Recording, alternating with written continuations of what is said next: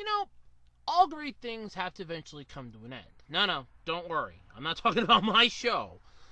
I'm ending some stuff in the future, but not this show. Oh no. This thing's still in its infancy yet. It hasn't even reached adolescence. Nah, it's still going to be around for plenty to see. Trust me. But all great things at some point in time have to come to an end. Be it a book series, a movie. Iron Man. I'm sorry, I still haven't gotten over Iron Man's death in Endgame. I'm sorry. It hurts. He was my favorite Avenger.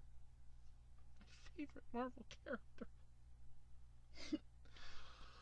Okay, I can do this. I can do this. I can do this. I can do this. I can do this. Alright. Like I said, all good things have to eventually come to an end. From movies to television. I know I said that already, and no, this wasn't a blatant take. This is honestly being serious.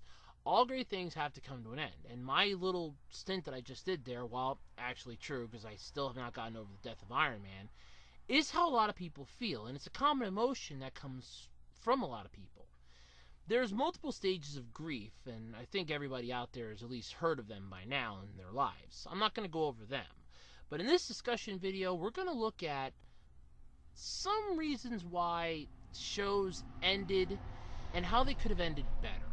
Now, yes, I know this could be sort of a, well, blatant video, but let's face it.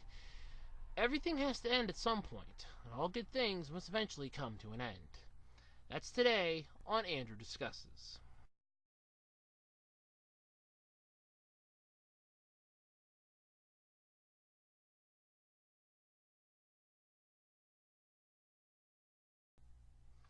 So be it your favorite character from a television series has sadly bit the dust, or your favorite movie character goes. I'm not joking, alright? Iron Man's death has really hit me hard here. I mean, he's my favorite character of all time and he had to die. Why did Iron Man... Captain America could have went, not Iron Man. But all good things have to eventually come to an end. And that's what today's topic is. Now, no, I'm not talking about endings. Well, okay, I am, but not in the way you're thinking. I'm talking about when shows end. Do they end on a good note or a bad note? And why or why not, a majority of them feel like they've half-assed their endings. Now, some examples of why a show has to end are quite easy.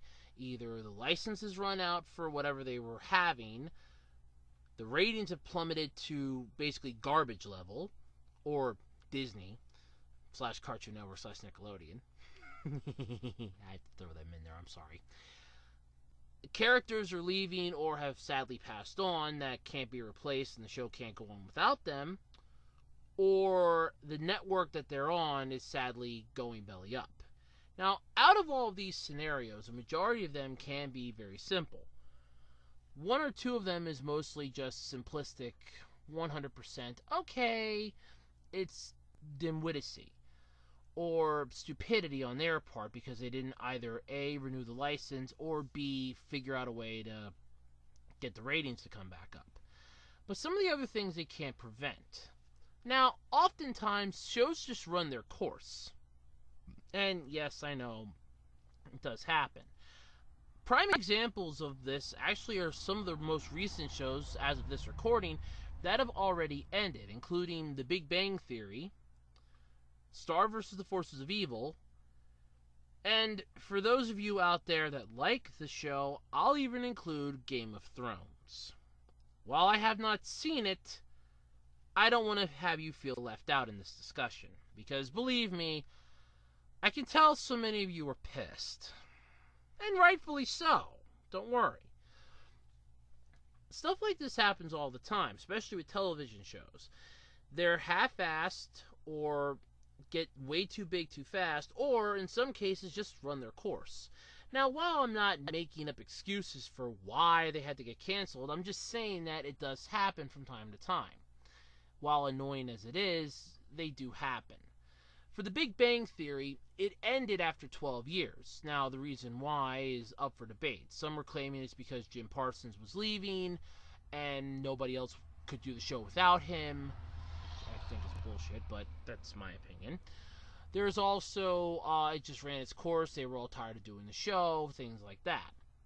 While those things are a possibility and can actually be considered valid reasons, it's often how they portray an ending that makes the most uncommonable sense. Now, for this part, I am going to be spoiling the ending of The Big Bang Theory, so for those of you that have yet to see it, stop in the name of God, or just stop in the name of me, and go watch it, then come back.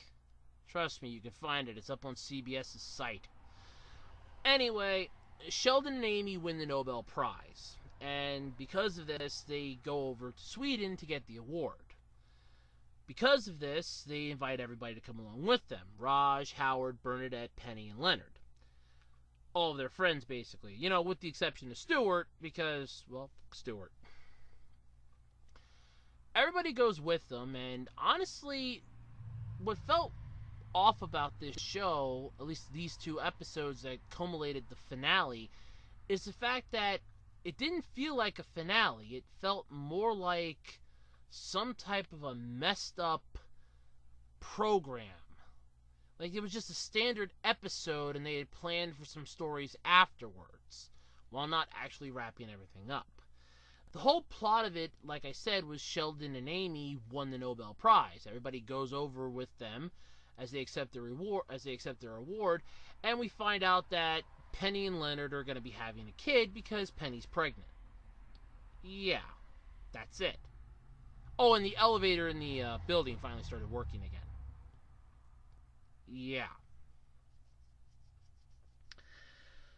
My mom and I were actually talking about this recently because we both watched it. We both started watching The Big Bang Theory, and granted, while we missed some of the stuff in between, it wasn't that difficult to catch up with Wikipedia synopsises all over the place. Not to mention a very dedicated fan group. I'm not going to lie about that. They are dedicated.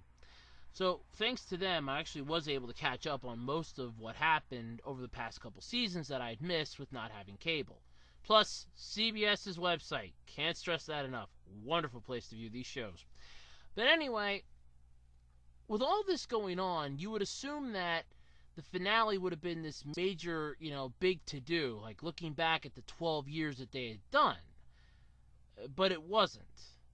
The very final scene of the show, they're all sitting on the couch or around the couch in the apartment eating Chinese food. And that's how the series ends. That's it.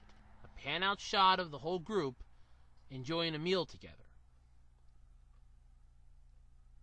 Well, that's fine. I would have rather had more of a, let's look back at the 12 years. There's a lot of memories that we have here. Not this half-assed horse piss, weak-ass horse piss at that style of episode that we got. Yet a better example of a show that ended with actual gusto and gave us a heartfelt conclusion would be Star vs. the Forces of Evil, which concluded this past Sunday as of this recording. This actually was quite good. Basically having... Oh, by the way, spoiler again! Basically having it that Star has to destroy the magic in order to stop, the evil character whose name... I've seen it, and it escapes me. Her name escapes me off the top of my head.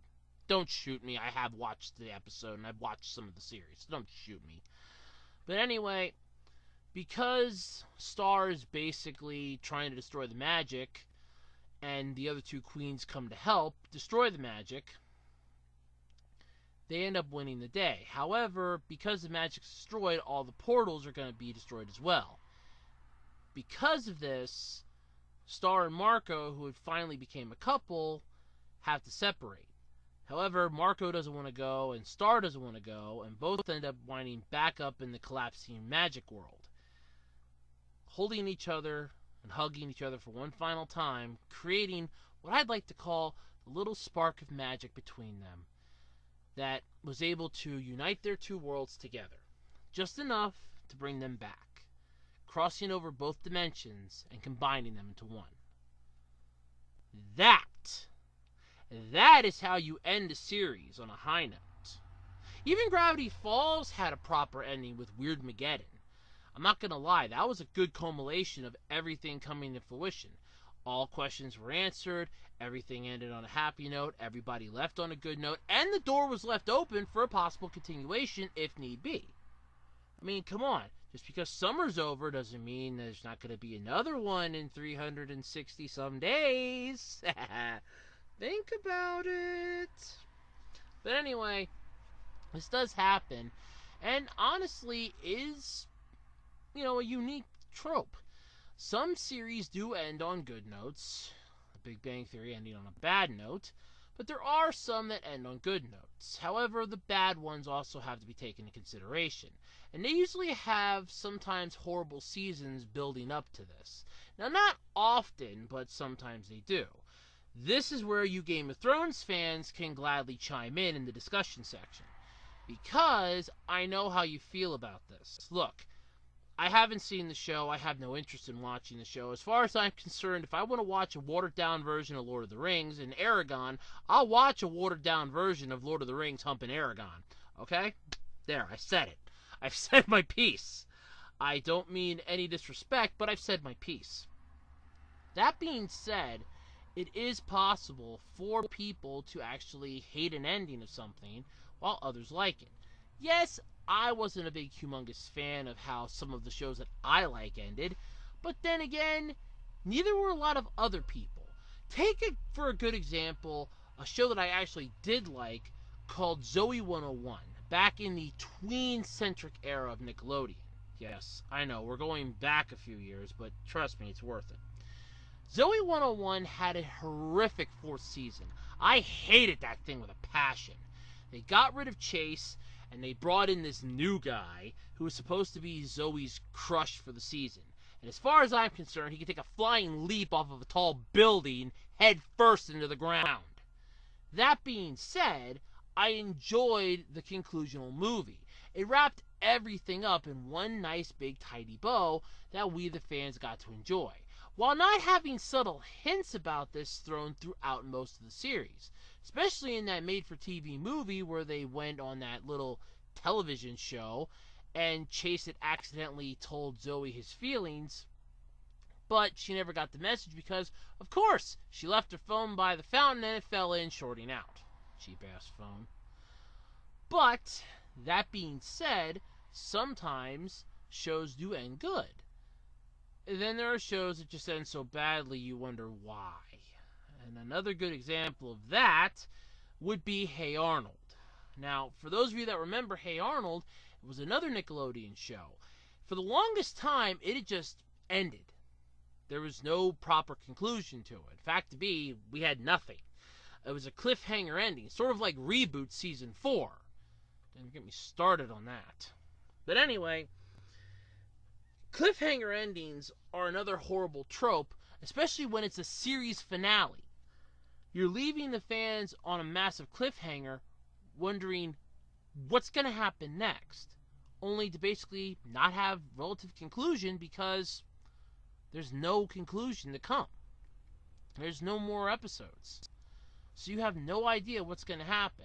Now, sometimes this is done by accident because the series gets canceled after a season concludes, thus leaving it on a cliffhanger that's unresolved. In which case, this would be Reboot Season 4. However, sometimes this is done intentionally, which really annoys the crap out of me. It's almost as if writers just realize there's nothing left for us to write and know that their show's going to get canceled. Or they know it's getting canceled even though they're doing their damnedest, and just figure, you know what? We're just going to throw a cliffhanger in here as a final middle finger to the audience. Just for shits and giggles. Yep. But that's my opinion. Yes, I know, I could go on for hours about crappy endings, good endings, bad endings, and ho-hum endings, but I don't want to cherish and cheapen the memories. Because at the end of the day, regardless if it ended good or not, you still have good memories of the show. I mean, I remember watching As Told by Ginger a lot growing up, and in all honesty, I thought it was a good show. The ending, though, not so much. But anyway, thank you for joining me on this discussion today. And until next time, I'm Andrew Rhodes, and this has been Andrew Discusses.